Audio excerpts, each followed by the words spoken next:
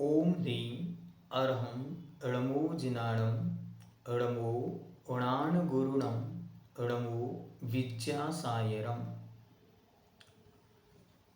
मूकमटी महाकाव्य घड़ा बनकर अब तैयार हो चुका है और अब उस पर कुछ बिंदु, कुछ अंक अंकित किए जा रहे हैं।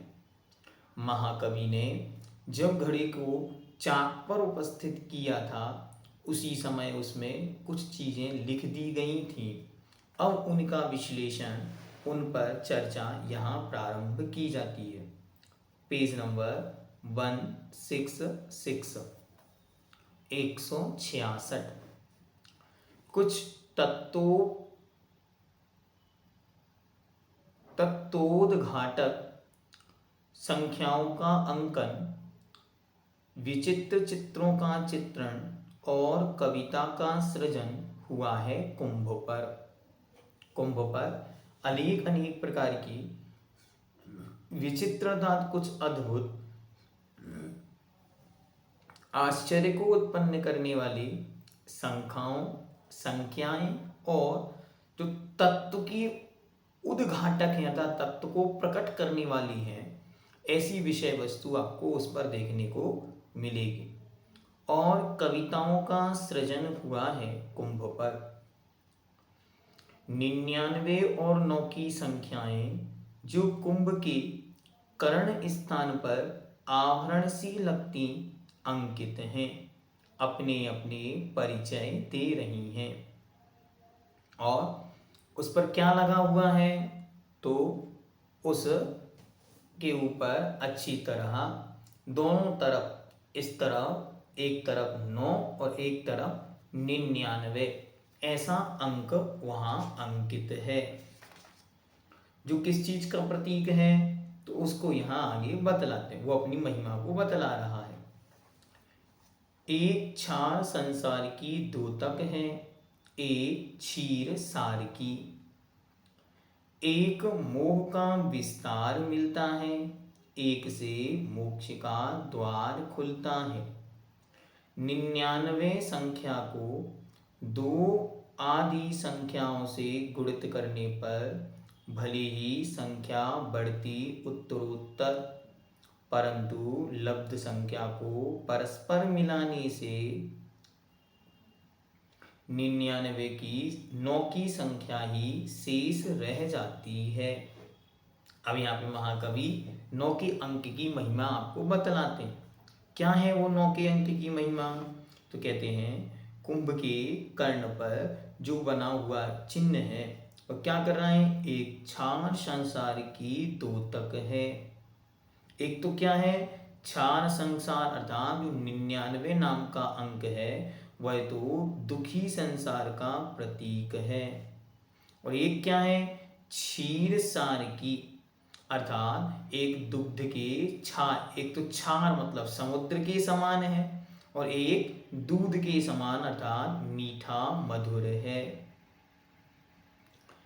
एक से मोह का विस्तार मिलता है, 99 से मोह का विस्तार होता है। और एक से मोक्ष का द्वार खिलता है अर्थात 9 से शाश्वत सुख अर्थात मुक्ति का द्वार खिलता है। यह भी देखो क्या विशेष है, 99 संख्या को 2 अधिक संख्याओं से गुणित करने पर भले ही संख्या बढ़ती जाती उत्तरोत्तर। यह भी देखो 99 में किसी भी संख्या का गुणा करो तो संख्या कैसे बढ़ती है, तो 99 इंटू अर्थात गुणित करेंगे 2 तो कितने आएगा 198। ठीक है, अभी आगे आचार्य महाराज उसका पूरा प्रैक्टिकल बताएंगे आपको, उसे कैसा क्यों, तो वो आपको आगे बताएंगे। तो कितना आया 198।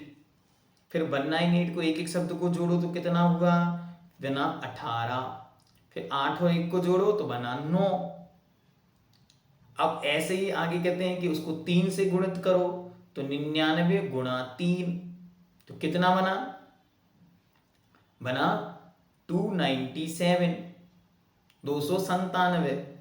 अब उसको जोड़ेंगे तो 2 और 9 11 और 7 18, 8 और 1 फिर 9।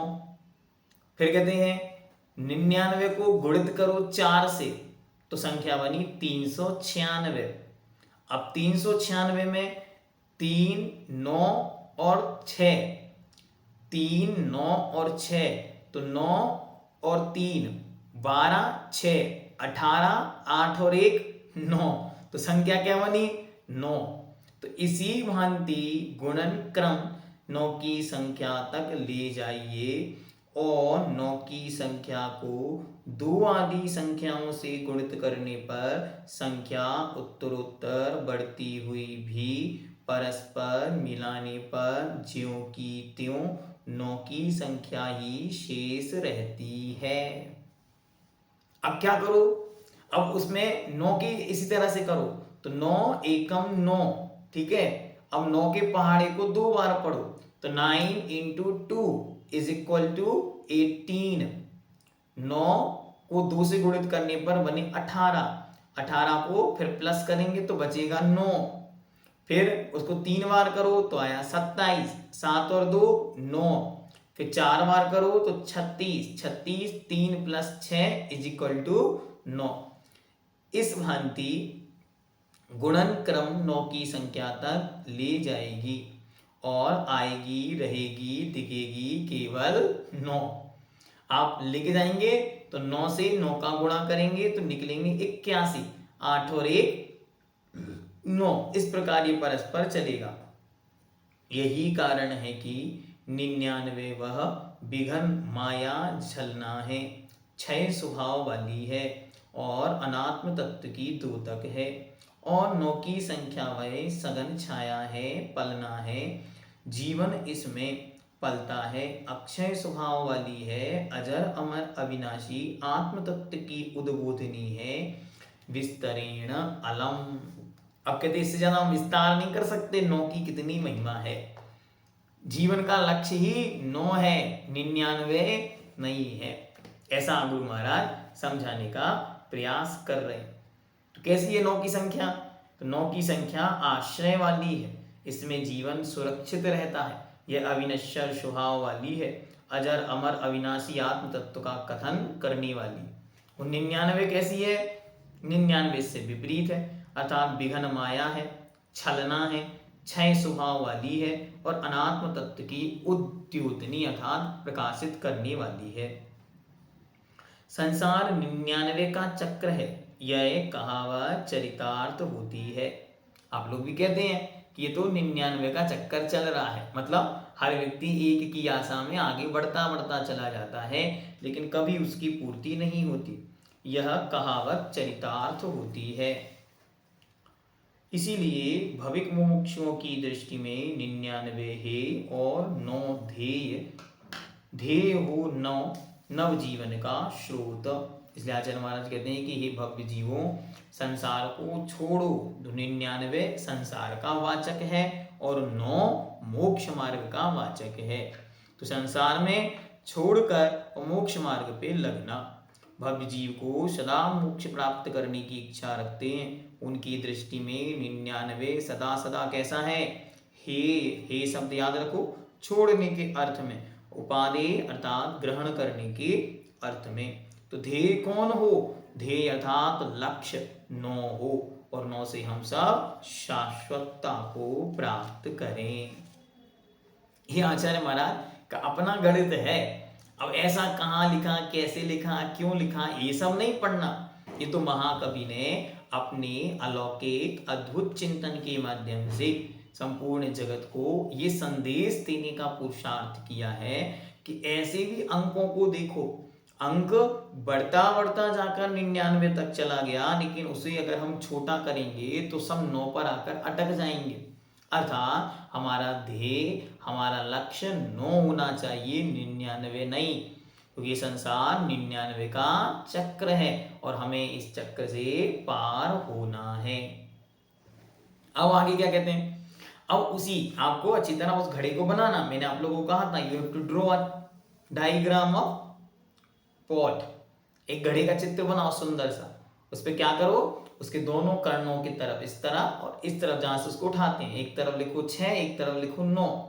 अब क्या लिखा है अगला, अगला आचार्य महाराज ने बहुत सुंदर सूत्र भी दिया है, 6 के आगे 3 हो विश्व शांति का योग। और उसी को यहाँ पे आचार्य महाराज कहते हैं कि 6 के आगे 3 हो विश्व शांति का योग।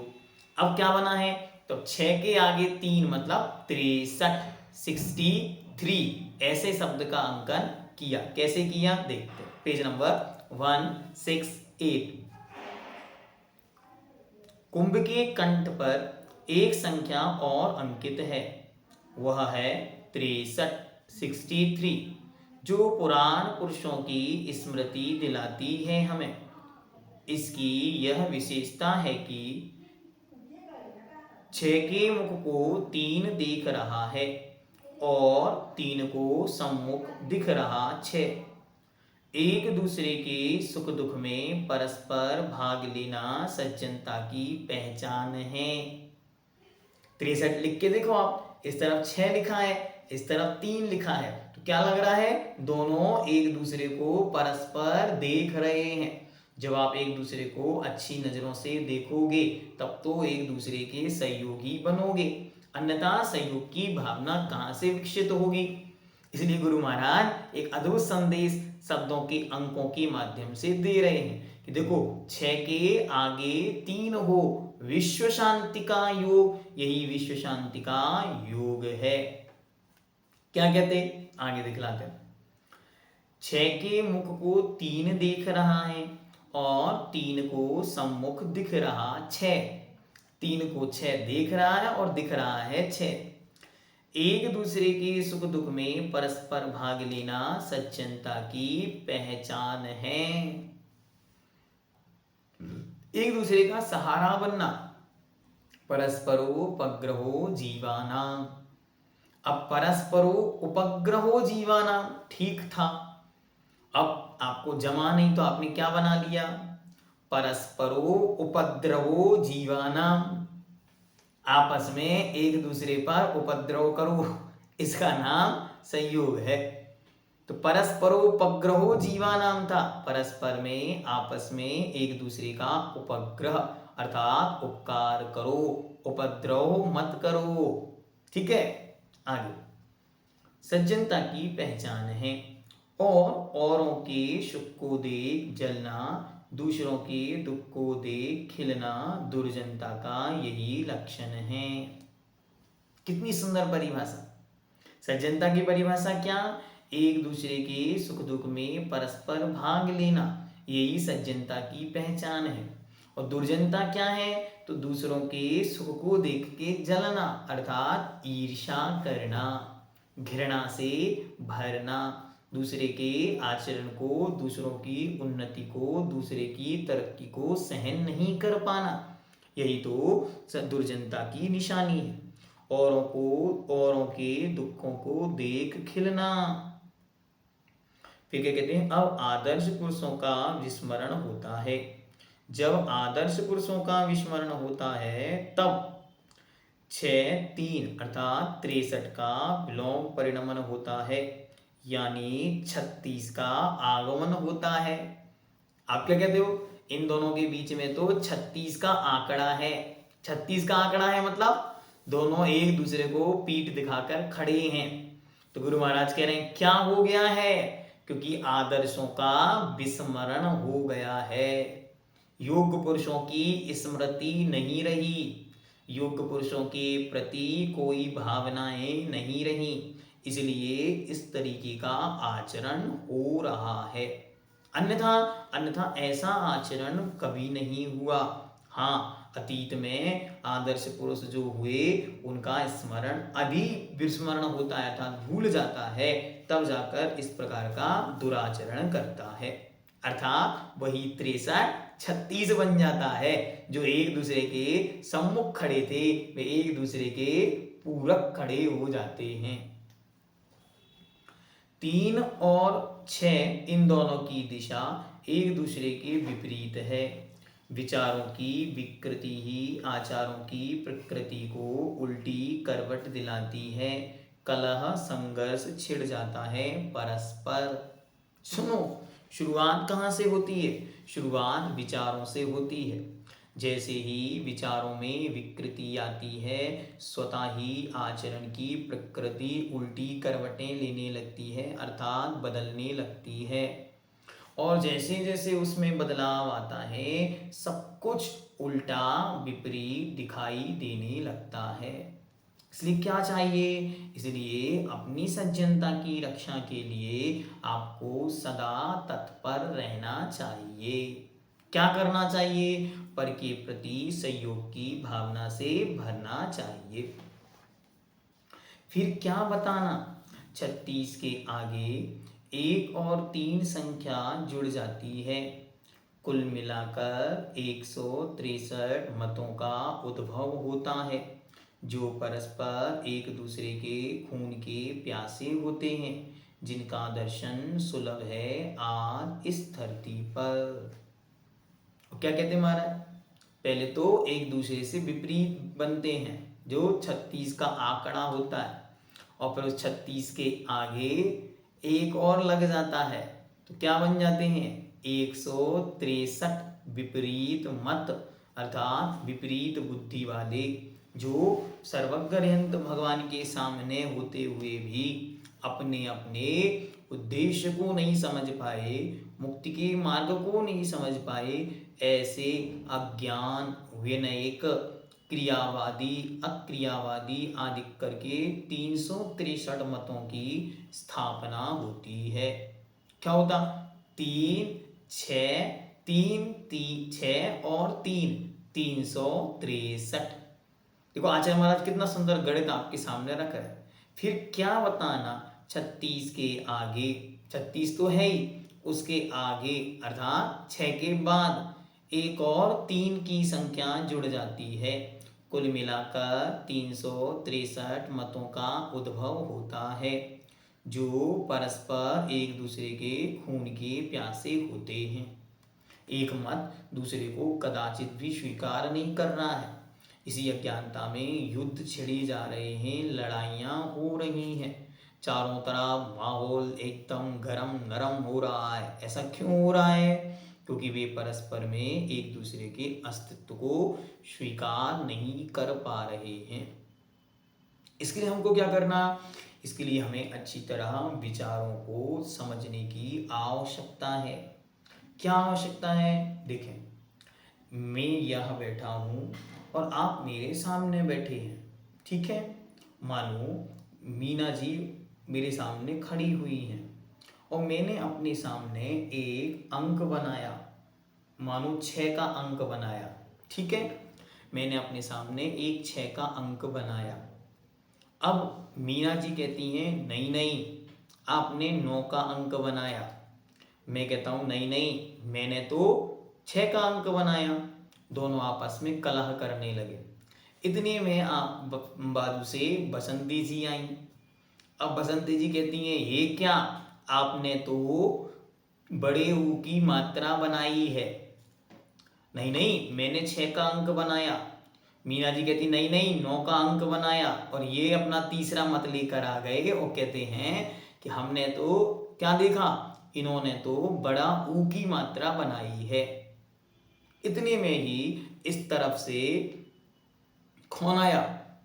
सरिता जी आई मानो। तब नागपुर से सरिता जी इस तरफ से आई और आके देखती हैं, कहती हैं ये तो छोटे ऊ की मात्रा है। अब बीचों में बना हुआ, एक सेंटर में बना हुआ 6 की आकृति 4 दिशाओं से देखने वालों को अलग अलग दिखाई देती है। यद्यपि बनाने वाले का चिंतन क्या था? तो जिसने जिस स्थान पर, जिस पोजीशन पर, जिस परिस्थिति में जो कुछ बनाया, अगर आप वहां खड़े होकर देखेंगे तो आपको जो उसने बनाया वो दिखाई देगा। और जैसे ही आप उस परिस्थिति से बदलेंगे, उस स्थान को छोड़कर विचार करेंगे, आपको कुछ नया विचार दिखाई देने लगेगा। तो क्या कितना सुंदर संदेश है कि बना तो 6 की आकृति है, लेकिन जिस परिस्थिति में अर्थात जिस स्थान पर खड़े होकर उसने बनाया है, उस स्थान तक नहीं पहुंचने वाले को हमेशा उसमें मत भ्रम या हमेशा भिन्नता दिखाई देगी। और आप जिस जिस एंगल से, एटीट्यूड से उसको देखेंगे आपको वैसा अंतर दिखाई देगा। वास्तविकता नहीं, वास्तविकता दिखाई नहीं देगी जब तक आप उस पोजीशन पर नहीं पहुंचेंगे जहां से उसकी रचना की गई है। तो आपको क्या करना, सामने वाले के विषय में अपना कोई भी निर्णय लेने के पहले अच्छी तरह विचार करना है। क्या विचार करना, हमने यह परिस्थिति कैसे क्रिएट की, सामने वाले ने इस परिस्थिति में ऐसा क्यों कहा। अरे उनकी तो आदत है, वो ऐसे ही बोलते हैं। नहीं, आदत किसी की नहीं होती। जिस परिस्थिति में व्यक्ति फंस जाता है वो परिस्थिति तदरूप निर्मित होती है, तब जाकर उसका उस रूप परिणमन होता है। हम अच्छी तरह उन कंडीशंस को नहीं समझ पाते हैं और हम सोचते हैं ये तो गलत हैं। और उसमें भी क्या होता है, हमारे कुछ पूर्वाग्रह होते हैं। पूर्वाग्रह अर्थात इंटेंशन। हम मेंटली प्रिपेयर्ड हैं, हमारी बहू तो हमेशा हमारे खिलाफ बोलती है, इसको तो 100 बार अच्छा करो लेकिन एक बार भी रिटर्न में अच्छा नहीं करता ये व्यक्ति। तो आपके दिमाग में पहले से सेट है प्री इंटेंशन, कि आपका दिमाग में सेट है बेचारा अच्छा करने की कोशिश भी करेगा तो आपको बुरा दिखाई देगा। इसलिए वो क्या करता, वो कहता भैया अब इनका अच्छा भी नहीं करना, क्योंकि इनका अच्छा करना मतलब अपने पैर पर कुल्हाड़ी मारना है। तो क्या करता, दूरियां बना लेता। आपको क्या चाहिए, आपको चाहिए अच्छी तरह एक एक परिस्थिति का आंकलन करें और हमेशा हर कंडीशन में 6 के अंक को याद रखें कि 6 के आगे 3 हो विश्व शांति का योग। अर्थात 6 और 3 जब आमने सामने एक दूसरे के सम्मुख और एक दूसरे के लिए समर्पित होते हैं तब कार्य की सिद्धि होती है। अन्यथा क्या होगा, अन्यथा 63 बन 36 बन जाएंगे। वही 63 जब 36 बनता है तो परस्पर युद्ध होते हैं, लड़ाइयाँ होती हैं, मतभेद बनते हैं और वही 363 मतों में तब्दील हो जाता है। अब क्या कहते हैं, देखते 169। और क्या बना है घड़ी पर, घड़ी पर स्वतंत्रता की कीमत बतलाने वाला एक चिन्ह बना है जो आपको बताएगा। सुनो क्या, देखते हैं। कुंभ पर हुआ वह सिंह और श्वान का चित्रण भी। सिंह मतलब राजा, स्वतंत्रता का प्रमाण, स्वतंत्रता की मूर्ति। श्वान अर्थात दासता का प्रतीक। क्या कहते हैं, देखो सिंह और श्वान का चित्रण भी बिना बोले ही संदेश दे रहा है। दोनों की जीवनचर्या चाल परस्पर विपरीत है। सिंह और श्वान दोनों अपने आप में विपरीत प्रवृत्ति के हैं। दोनों की विचारधारा और स्वभाव अत्यंत विपरीत हैं। पीछे से कभी किसी पर धावा नहीं बोलता सिंह, गरज के बिना गरजता भी नहीं और बिना गरजे किसी पर बरसता भी नहीं, यानी मायाचारी से दूर रहता है सिंह। सिंह क्या है, सिंह स्वाधीनता का प्रतीक है। सिंह क्या कह रहा है, सिंह कह रहा है जब तक कुछ गड़बड़ नहीं करोगे मैं किसी का घात नहीं करूंगा। तो सिंह पीछे से बिना किसी पर बिना दहाड़े किसी पर प्रहार नहीं करता, मतलब पहले सूचना देता है, हाँ मेरी मौजूदगी है, मैं यहाँ उपस्थित हूँ, आप अपनी रक्षा करो। और बिना नहीं बिना मतलब के दहाड़ता है, यानी वह सदा छल कपट से दूर रहता है। परंतु श्वान अर्थात कुत्ता सदा पीठ पीछे से जा काटता है, बिना प्रयोजन जब कभी भौंकता भी है। सुनो, बिना प्रयोजन के सिंह कभी नहीं दहाड़ता, लेकिन कुत्ता यदवा तदवा यहाँ वहाँ सर्वत्र भौंकता फिरता है। जीवन सामग्री हेतु दीनता की उपासना कभी नहीं करता सिंह। सुनो, मुझे कुछ आवश्यकता है तो उसके लिए किसी के सामने दुम नहीं हिलाता, अर्थात उसकी सेवा चाकरी दीनता हीनता का परिणाम नहीं लाता। जबकि स्वामी के पीछे पीछे पूंछ हिलाता श्वान फिरता है एक रोटी के लिए, और कुत्ता क्या करता है? पराधीनता की दास्तां करता है, एक रोटी की अभिलाषा में मालिक के पीछे पीछे घूमता है। सिंह के गले में पट्टा बांध नहीं सकता।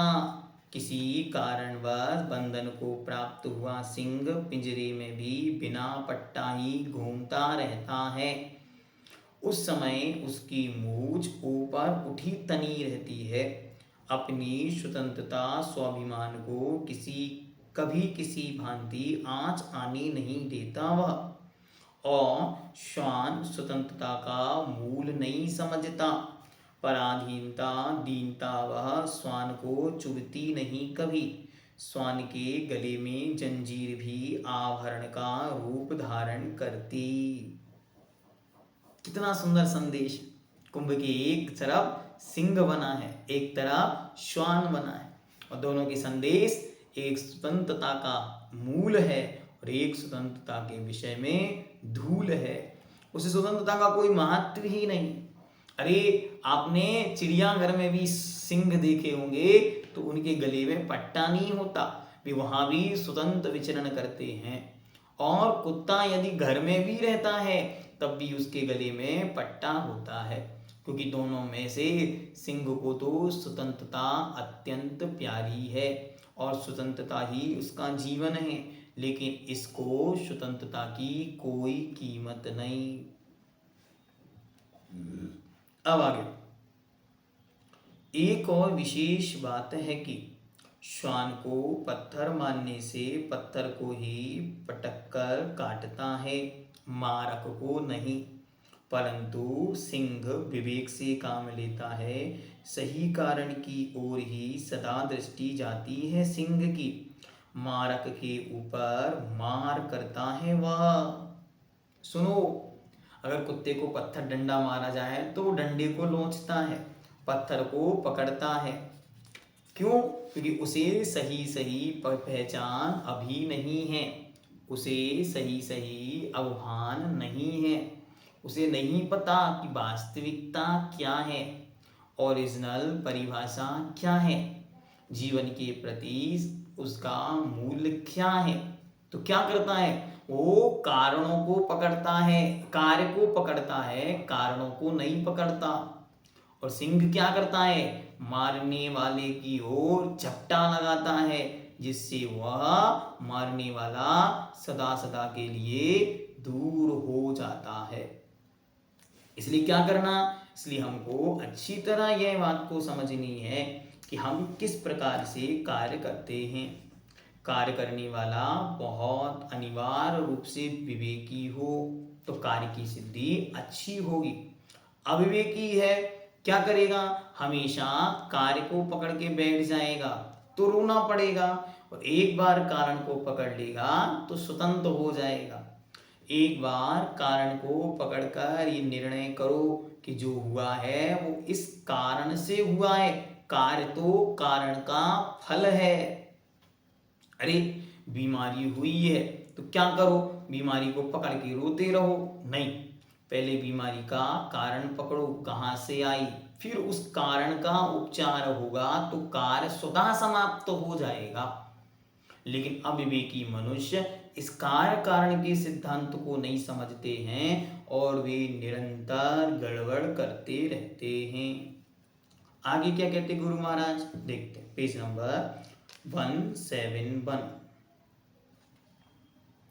श्वान सभ्यता संस्कृति की इसलिए निंदा होती है कि वह अपनी जाति को देखकर धरती खोदता गुर्राता है। अरे श्वान की तो सारी परंपरा की लोग निंदा करते हैं, जगह जगह गाली के रूप में उसे प्रयोग करते हैं। जब कोई लोग अपनी जाति के लोगों से, अपने भाई बंधुओं से लड़ते हैं तो लोग स्वतः कह उठते हैं कि तुम तो श्वान हो। किसकी तरह लड़ रहे हैं? ये तो कुत्ते की तरह लड़ते हैं। क्यों? वह अपनी ही जाति वालों से लड़ता है, अपनी जाति वालों को देखकर धरती घोंटता है, गुर्राता है। सिंह अपनी जाति में मिलकर जीता है, राजा की वृत्ति ऐसी ही होती है, होनी ही चाहिए, होनी भी चाहिए।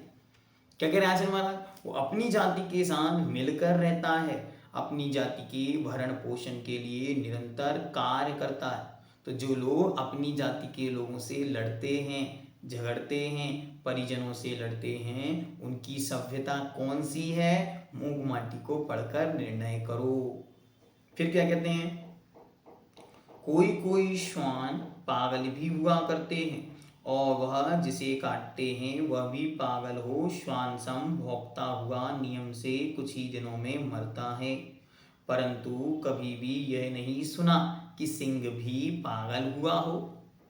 अरे ये भी तो विचित्रता है। आचार्य महाराज चिंतन कर रहे हैं एक एक पशु पर, ये उनके चिंतन की अपनी एक धारा बह रही है। तो गुरु महाराज कह रहे हैं, देखो श्वान को तो पागल दुनिया ने देखा है, लेकिन कभी सिंह पागल हुए हैं क्या?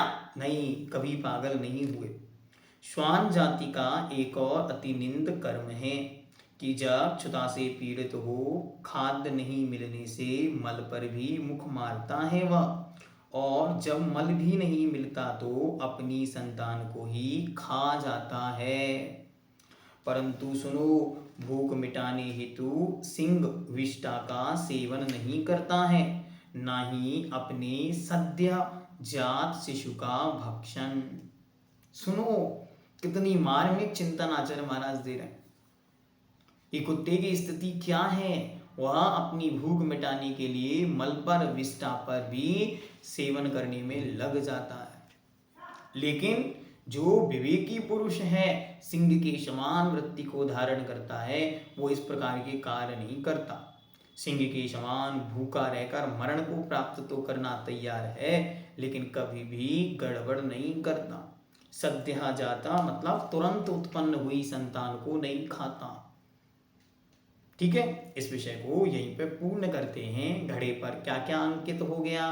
तो घड़े पर 6 और 9 और 99, 63 और 36 और सिंह और श्वान, ये सब अंकित हो गए।